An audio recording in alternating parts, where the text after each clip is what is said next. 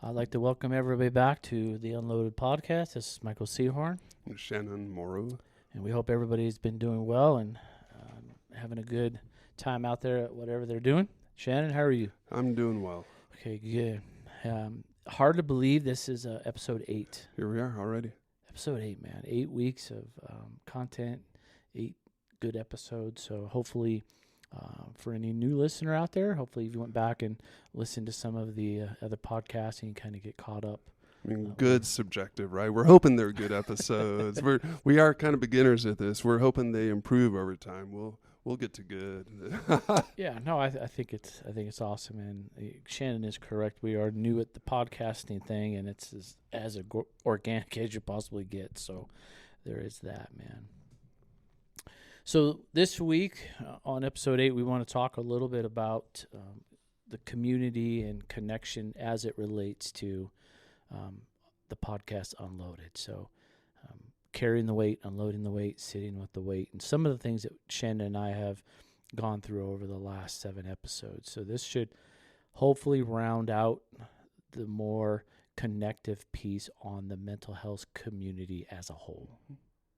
Would you agree? Oh, yeah. Okay. So one of the things that I think about, especially when we talk about the community and connection, is there's a little bit. I won't even say a little bit. Sometimes there is a myth out there about self-reliance, right? I'm going to even, let's not call it a myth. I mean, there's a lot there. The way we raise our children, the way we expect most individuals to operate in society, please be able to dress yourself, feed yourself, get yourself where you need to go.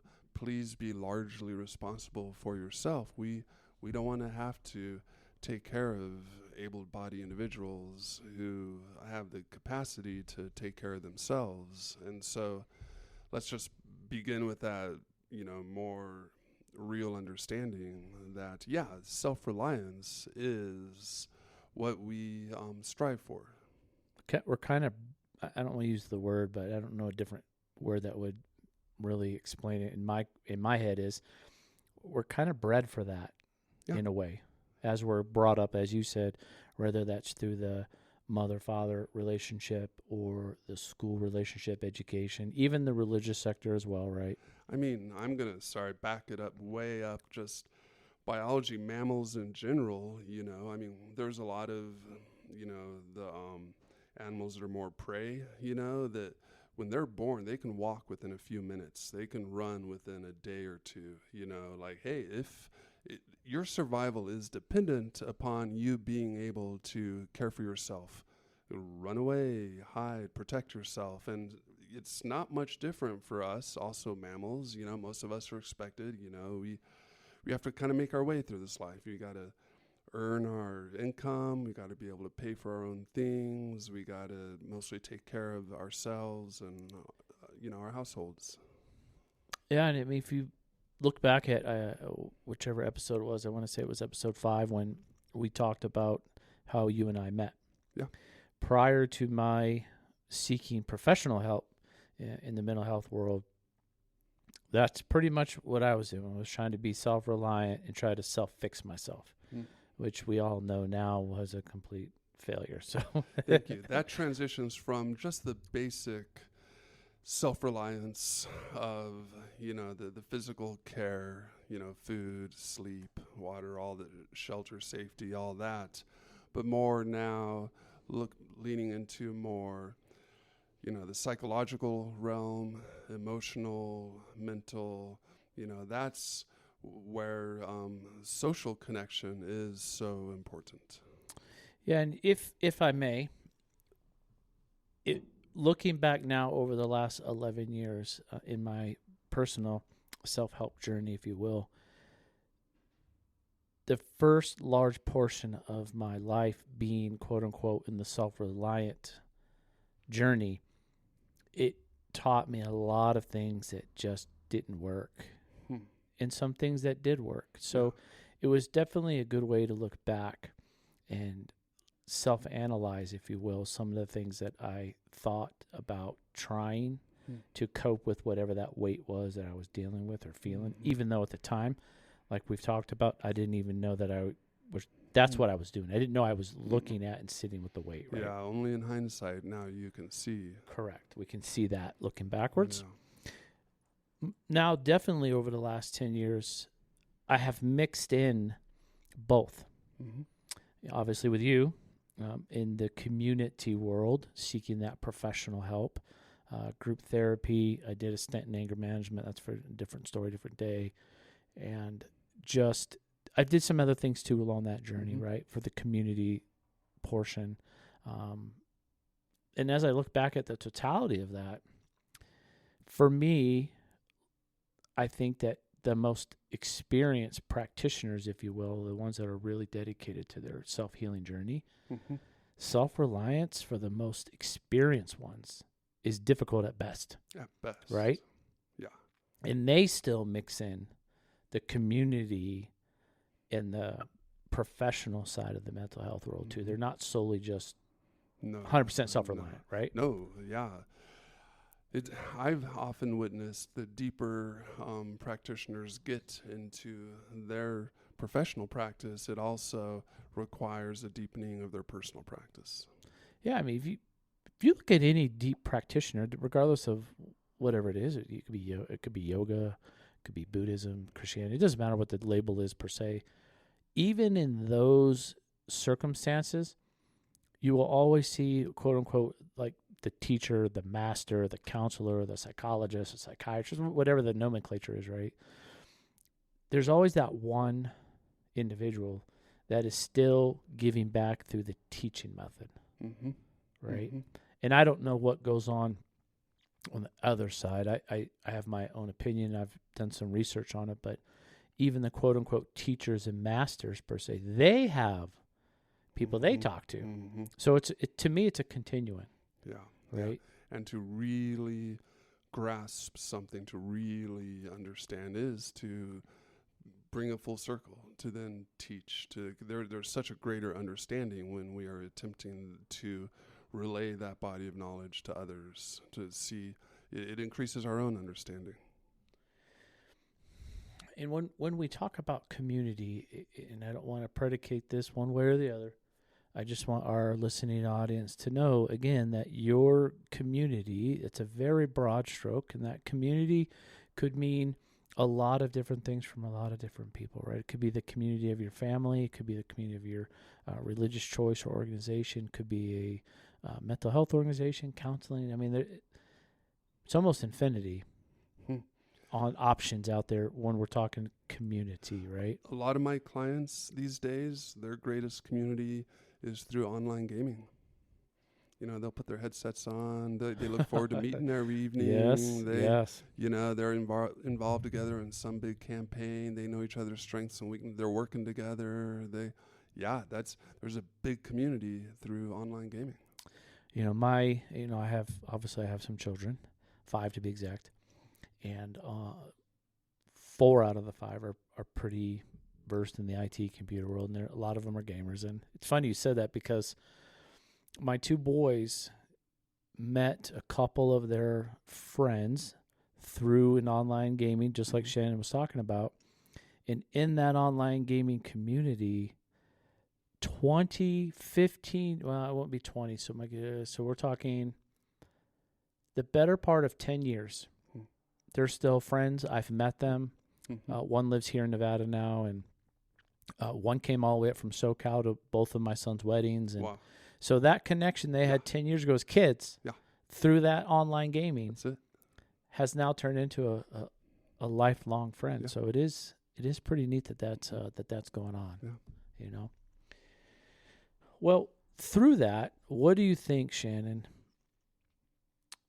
What do you think when we talk about what would like healthy support look like? Because I know we've talked about it for the last 7 episodes. We've hit it in bits and pieces here and there, but if we encapsulated, what does healthy support look like?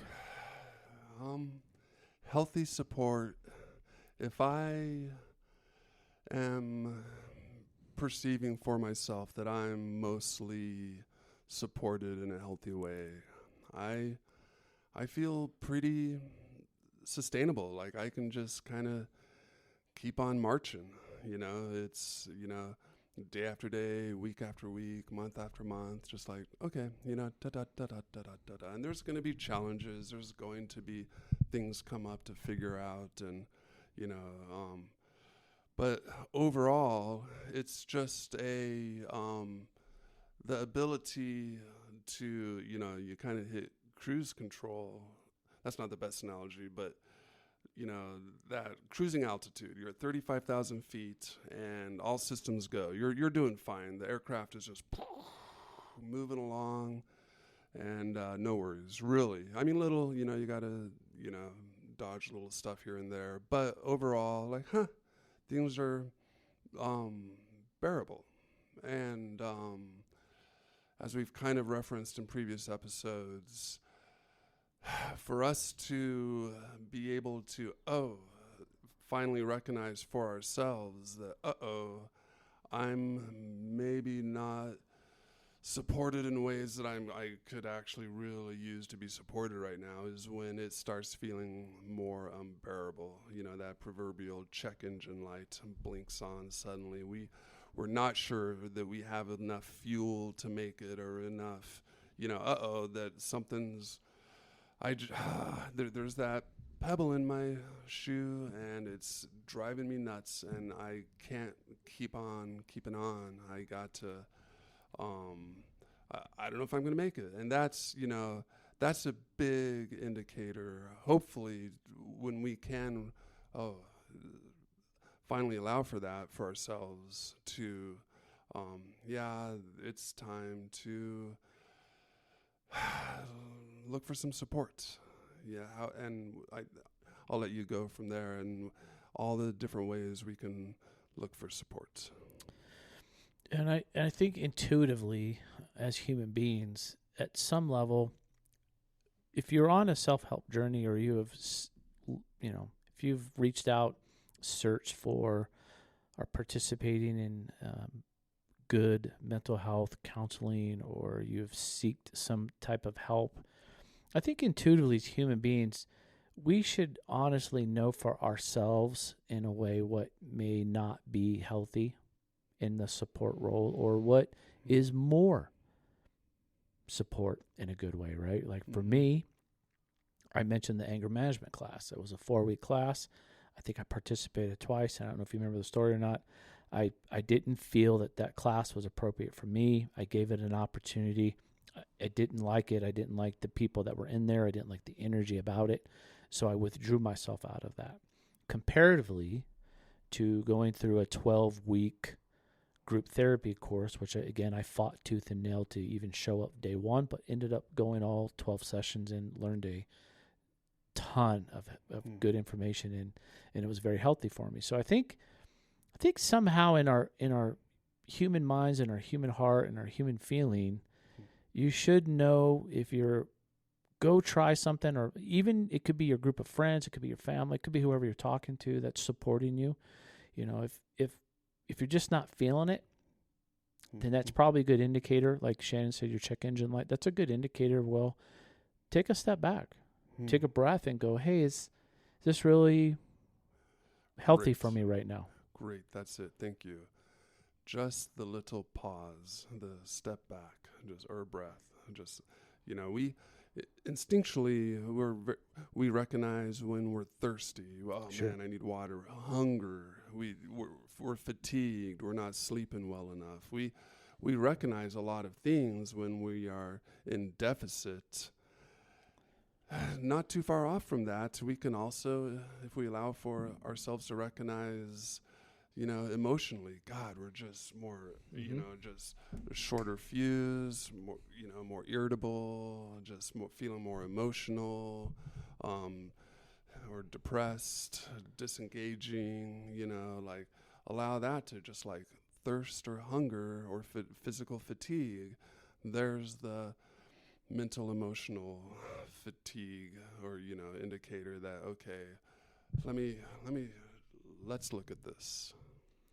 No, that's good. And we talked a little bit about the individual self-reliance portion. And what I'm getting ready to say kind of ties this together is through the mental health journey that I've been on, both professional and non-professional. I'll get to that a little bit later, or maybe in another episode.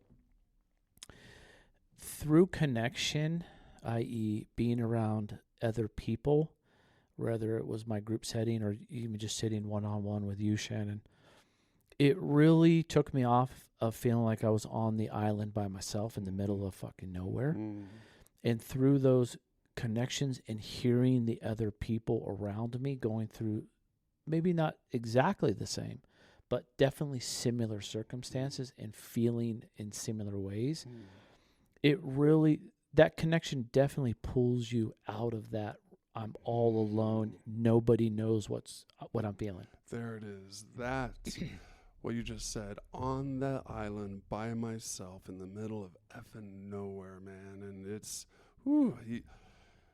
we experience that. Even sometimes laying in bed beside our spouse or significant others, sometimes we can feel so alone. And even in a crowded household, or, for those of us, when we live by ourselves or who live by ourselves currently, there's a workplace full of coworkers and still just in our minds, in our emotions, feeling so disconnected, like no one's really seeing me or knowing what I'm going through. And that, again, is a big sign for ourselves when, we don't want to feel that alone. No, and I do believe, because I've been there.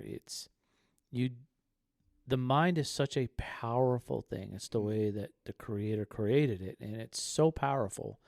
But it's also powerful on both sides of the coin, in the negative context and in the positive context, which I've experienced. We've all experienced that. There's a duality there, right?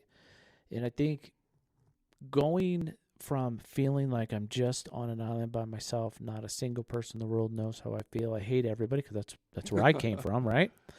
We went through that in episode 5. That's where I came from. I came from that. I hated the whole world. Nobody knows what I'm going through. To, man, I'm not the only effed up dude on the planet. Like, there's a lot of guys like me, or a lot of gals like me. It's not gender based, right? We're all human, man. We all have similar experiences around that. Yeah. And in that, listening and participating through shared experiences helped me personally. Yeah. Listening to the struggles of other people, listening to the struggles that you've had and that I've had, and the things that we've shared back and forth in our sessions. Yep. It really does help tremendously to snap you out of that I'm all alone in my head, or I'm all alone in life, to I'm not alone. There is people out there. Sorry, that's bad English. There are people out there. And I can get through this, because you're seeing and hearing other people getting through it. You know what I mean? You're just not the only one, man. You're not. There's millions of us on the planet. And the dynamic that is created between one human being and another human being, when they begin to communicate, when they begin to allow for that shared interaction, it's you're just talking about the mind. We can start to think about something and think about it more and start to overthink it, and it's pretty soon we're all wrapped up in our head around this really this distressing thoughts, and it's just like And then when we actually finally allow ourselves opportunity to speak to someone else about them, and we hear ourselves just say it out loud, it sounds ridiculous. Just saying it out loud. You're right. Oh, wait a sec. Never mind. Yeah. But yeah. Go ahead. No, yeah, just the power to speaking to it, really, really. But you can't do it as much talking to your dog or your house plant or the wall or something. It's truly being heard, having someone else understand what you're talking about. That's the power in connection. And it's crazy that what Shannon was just saying is when your mind goes completely off the rails, your perception changes. in my opinion. Yeah. Your perception is changing because your mind is going 100 miles an hour to the right. You're trying to go to the left, and you're struggling in between these two things. So your perception starts to change, that whatever it is that you're dealing with in your mind or even in reality, that perception is magnified by like 1,000. With right? emotions. Correct. Because then it's going to, the emotions are going to go, what? And then they're going to come online, and suddenly we're feeling scared or angry, and it starts blowing everything out, and none of it's even real other than within our thoughts and feelings. But until we can get them out here into the physical reality in conversation with another, then we can start actually seeing them really for what they are. Right. And then Shannon can correct me if I'm wrong, because, again, this isn't counseling or professional mental health advice. We're just having a conversation. When I think about that, it's almost like when you're going through that in your head, your perception's changing. I know for myself, I used to start going deeper inside, and I would start withdrawing more from my family, from my surroundings. I wasn't present at all because I was so twisted and tied up in what Shannon is talking about.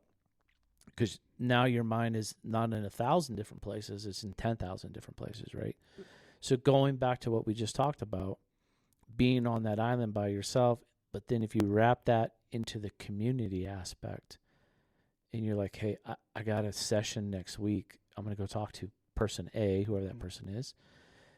And when you say it out loud and you see the person sitting across from you, and they're like, man, you're okay, man, you're good. Have you thought about this, or have you thought about that?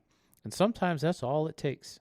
You and I've been there, you know, where I'm struggling with something, and I'm like, Shannon, man, this and that. No, he's like, yeah, you're good. Did you think about it in this context? And sometimes just that question alone snaps you right back into the modern day and time, and you're in the present moment. Yep. That's it. Yep. And you're like, oh, just wasted 6 days torturing myself. Yeah. And in reality, wow, I just let that thing go. Yeah, that's crazy. How it goes. You know what I mean? That's the mind. Yeah.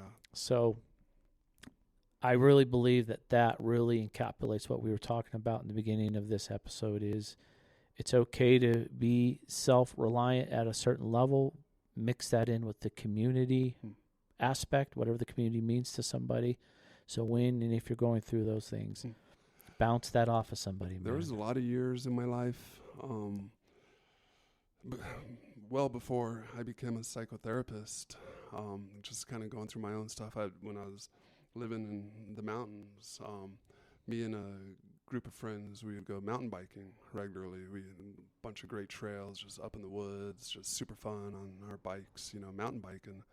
And it was just a good ride, and, you know, being physically tired and stuff. But then at the end of the ride, just even loading the bikes back up and, you know, just chilling for a few minutes by the trucks, and, you know, just that, the little conversation, a few little remarks, you know, and just to connect, to let a little off, you know, our chest, you know, or just to be seen a little, to be heard a little. Sometimes that's enough.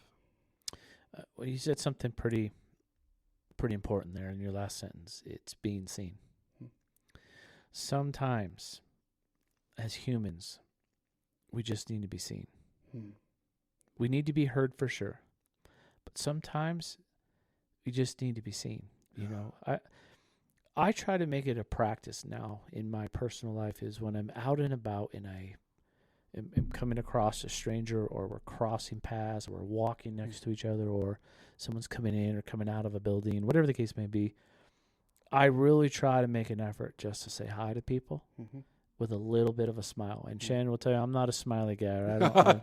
That's just not who I am. I don't run around just with a smile plastered on my face. But when I do smile at somebody and I say, hey, how you doing? Or hi, it's genuine. I mean it, right? It's not fake. And it's amazing to me. Like this morning, I had a meeting this morning with a couple of employees, and we were having breakfast together. And as I was leaving, I had to park around the block because Lord knows everywhere around here is full of traffic now. So as I was walking back to my vehicle, an elderly gentleman was coming towards me. And if anybody knows me, there's no way on God's green earth I won't look at somebody. It's just not in my repertoire. I'm going to look at them in their eyes. We're going to make contact, eye contact. We know each other's there. As I was doing that, the older gentleman looked up at me and he said, "Oh, good morning." But it was in a weird accent. I couldn't place it at first. It sounded European for sure. And I said, "Hey, good morning. How are you doing?" And he literally stopped. And I was like, oh, that's weird, right? So I created a little bit of space just because that's my normal thing. And I kind of turned to the side and I said, "Hey, how you doing?" He's like, "You know what? I'm doing pretty good, man." He goes, "I appreciate you asking." Mm-hmm. That's it. And he goes, "I want you to have a good day, man." And he just turned around and walked away. Yeah. It was like he was so taken back that I added in that little extra of not just hey or hi or us dudes, we just head nodded at each other like a bunch of gorillas, right? Just do the hey, and you just keep going. Dude, you're lucky to get that Right. these days, man. So many people. I walk around town here regularly. I walk down to the post office and stuff. And I'm going to say the majority of folks avert contact. They don't, they keep their head down, look away, don't want to make eye contact. And occasionally there's plenty of us who still recognize the value. And I don't want to try to insinuate that those who choose to, whatever, maybe there's some very valid reasons why they need to just stay in their space right now and not allow for other people's energies. That's understandable. And, but yeah, what you're describing is just, there's a bunch of ancient quotes about this and stuff, but when we meet eyes, to be able to look into another's eyes, and it's as if just for that brief instant, kind of almost making contact, seeing, like soul to soul, the spirit in me acknowledges the spirit in you. Like, hey, man, one human being to another. Like hello, and that's that. It's just that feeling of connection. When we look up at the night sky and see thousands and thousands of beautiful little points of light up there. Look at that beautiful Milky Way. Look at that beautiful galaxy. Oh yeah, that galaxy is billions of stars, and I can only really see the galaxy, but it is that connectedness that I think we're very aware of on deeper levels, but the mind likes to trick us, help us forget sometimes when we do start feeling so alone, and we forget how connected we actually are. And so just that brief contact, that glance, that nod, that acknowledgement of human being to human being can be enough. Oh yeah, we're all in this together. We're not alone. We're not. And I don't disagree with Shannon's assessment. Is that we live in a precarious time right now, and I'm not even going to get into that. All I'm saying is I try to just make a little bit of an effort just to say hi to people, and sometimes it's uncomfortable for me too. I'm not going to sit here and try to say I'm some kind of a special individual, but I'm just making a little more effort these days because I want to put out some positive energy in this trying time that we're all living in. Yeah. And if a simple hello and a simple hey, how you doing is something that helps somebody through the day, man, that's a huge win on such a small thing. Dude, huge win. And not just you. I'm noticing this more and more. It seems like we are becoming more kind with one another. I hope. That is really the hope. You're doing that. I'm doing that. I'm noticing a lot of people just, these are trying times. It's more important now to just that mutual respect, civility. Like, we're all in this together, man. Let's take care of each other. That's all we got to do. Yeah. Well, this episode is going to wind down pretty quick here, but I do want to say to our listening audience that speaking of the community, Shannon and I both agree that at some point here in the near future, we're going to try to get some special guests to come on our podcast, some other mental health professionals in whatever their disciplines are. We are going to have some specific ladies and women, if you will, that are in the mental health world to come on and give us their perspective in the mental health world as it results to ladies out there, because we don't want to single anyone out, and Shannon and I are here to try to make this as wholesome for everybody in the human world that we live in. Yeah, this could easily get a little too bro specific. Right, and that's not our Like, intention. No, we want to keep a good balance there. Yeah, and we can't do that as much as Shannon and I would love to. We can't do that by ourselves, so we are going to be inviting some pretty special guests on our podcast. So make sure you guys are on and gals are on the lookout for that. I'll try to make sure in the description when we get to that point, in the description of the podcast, I'll make sure that it's in that first line or two, just so our listening audience will know. You can find it. And you can search it and take a look at it. Well, as always, it's been a great episode. Spending some time again with Shannon and our listening audience, and I hope and wish all the best for everybody that's listening. And I just want to thank you again for listening to our podcast, Unloaded. And this is Michael Seahorn. Shannon Morrow. And we'll catch you on the next episode.